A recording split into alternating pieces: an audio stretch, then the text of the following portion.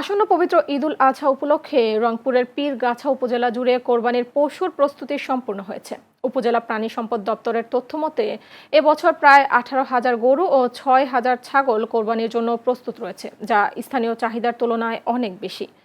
প্রাণী সম্পদ দপ্তর জানায়, স্থানীয় চাহিদা পূরণের পর অতিরিক্ত পশু ঢাকা, চট্টগ্রাম ও দিনাজপুর সহ দেশের বিভিন্ন জেলায় সরবরাহ করা সম্ভব হবে। ইতিমধ্যে উপজেলার বিভিন্ন খামারি পশু বাজারজাত শুরু করেছেন।